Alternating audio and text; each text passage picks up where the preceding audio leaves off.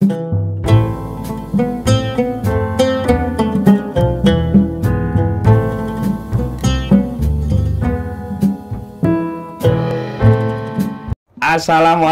warahmatullahi wabarakatuh. Pemirsa, kita ngomongin landak mini lagi nih. Landak mini prospek usaha, minim pesaing, gampang diternak, buat pemula, buat yang baru, orang-orang awam baru usaha, baru mau belajar usaha budidaya.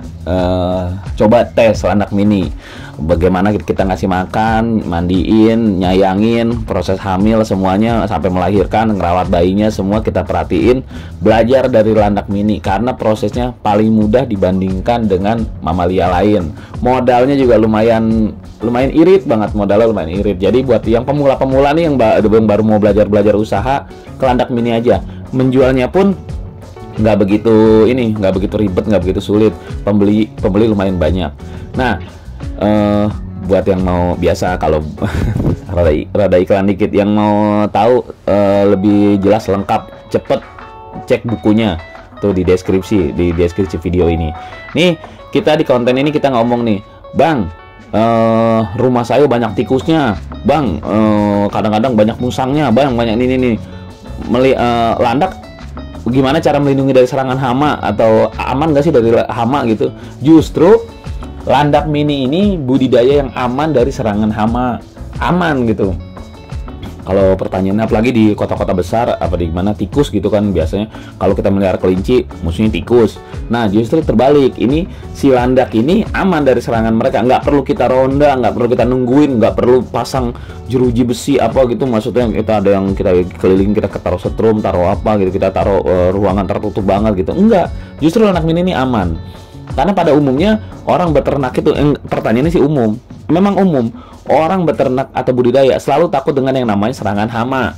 Mereka biasa itu mengantisipasi dari hal-hal apapun yang terkait hama, serangan hama tuh mereka mengantisipasi. Beruntungnya landak mini ini bisa mengamankan diri mereka sendiri dengan perlindungan duri mereka atau bulu-bulu kaku mereka. Catat, jadi si landak mini ini bisa mengamankan diri mereka sendiri. Uniknya lagi, landak mini dapat saling memperingati lebih dini serangan-serangan kepada rekan-rekan saudara yang lain. Jadi kalau di kandang itu tuh, satu kandang itu ya kita sekat-sekat gitu, pintu-pintu gitu, ada beberapa landak gitu. Landak yang satu tahu nih ada bahaya nih, dia mendesis gitu, terus apa gitu dengan bahasa mereka itu untuk memperingati yang lain.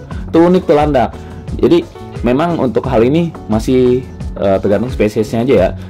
Ada spesies landak yang memang berkomunikasi lewat gerutuan, dengusan, jeritan gitu, cepat gitu ke yang lain. Ada juga yang cuma diem aja. Nah, bicara predator, sebenarnya gini, pemangsa. Kalau ini kita kan bicara rumahan nih, ternak. Kalau rumahan ternak saya bilang aman. Selama ini aman ya, nggak pernah saya dengar ada landak dimakan tikus gitu. Sementara landak ini memang sebenarnya tikus, cuma tikus berduri. Dia jadi dari keluarga tikus sebenarnya. Nah, kalau di alam liar nih, di alam liar kategori landak mini hutan gitu, yang kecil-kecil ya, landak mini lah yang hutan ini, sebagian besar mereka menjadi mangsa burung-burung ganas seperti elang, raja wali dan lainnya. Jadi kalau pas lagi mereka keluar siang atau pas lagi kelihatan siang hari gitu.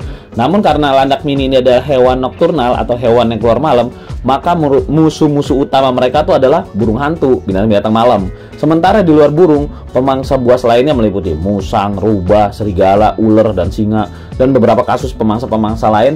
Tapi tetap aja, pemangsa-pemangsa ini harus berjuang keras untuk mendapatkan si landak. Bukan berarti dengan durinya ini landak aman sentosa, nggak pernah dimangsa sama predator. Seperti rantai makanan aja, rantai kehidupan. Jadi dia juga ada pemangsanya. Nah, pemangsa landak ini ya itu tadi musang apa semua. Bahkan di negara-negara Eropa gitu, di negara-negara Eropa, musang adalah predator utama di Inggris untuk musuh landak mini. Jadi di Inggris tuh musangnya mungkin sama lah dengan Indonesia atau mungkin lebih buas. Soalnya dia atau lebih cerdas gitu. Landak yang durinya banyak aja masih bisa dia mangsa gitu kan.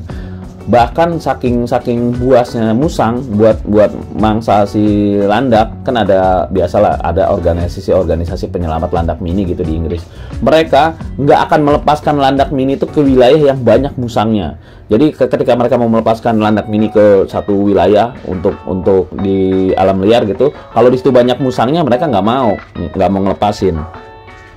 hasil nyatanya gitu, hasil nyatanya perhitungan populasi landak mini di negara-negara Eropa, Inggris tadi itu ya, lebih rendah, di mana populasi musang sangat tinggi. Jadi berbanding terbalik. Harusnya kan kalau rantai makanan kan si musang sama rantai makanan rada seimbang lah, walaupun dari jumlah mungkin lebih sedikit lebih apa, tapi yang dimakan itu harusnya lebih banyak, karena kalau banyakan yang makan kehabisan makanan malah. Nah, di sana kayak gitu. Landak mini itu berhadapan di rantai makanan yang jelas paling jelas di alam liarnya tuh sama musang.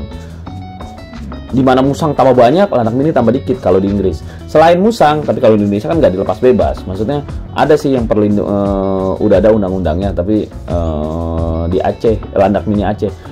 Kita lanjut lagi. Selain musang nih, musuh abadi di alam liar, landak mini tuh paling sering bermusuhan dengan predator seperti ular. Bahkan di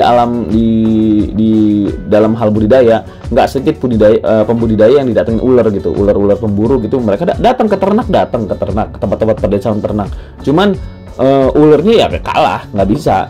Kecuali memang sedang hibernasi, sedang apa gitu si landak mininya, apa gimana itu masih bisa masih bisa diserang dadakan. Tapi kan itu ular. Kalau ular juga, kalau lihat di YouTube gitu, di video-video, banyak ular yang pada ketusuk perutnya, durinya pada di dalam perut pada. Tapi tetap aja landak mini itu musuhnya ular. Perlu diketahui nih, landak mini memiliki jumlah protein erinacin yang terbatas untuk sistem otot mereka. Erinacin ini apa nih? Erinacin ini yang memberi mereka kekebalan alami terhadap beberapa racun ular. Jadi banyak orang bilang landak mini itu kebal sama racun ular. Tapi nanti kita bahas di konten terpisah. Ini di konten ini kita khusus untuk predator aja. Bagaimana landak mini lawan ular? Bener nggak sih landak mini nggak digigit ular, nggak mati gitu? Tubuhnya kebal racun. Makanya landak mini tuh orang-orang yang kena racun ular tuh obatnya daging landak mini atau gimana? Nanti kita bahas di konten terpisah.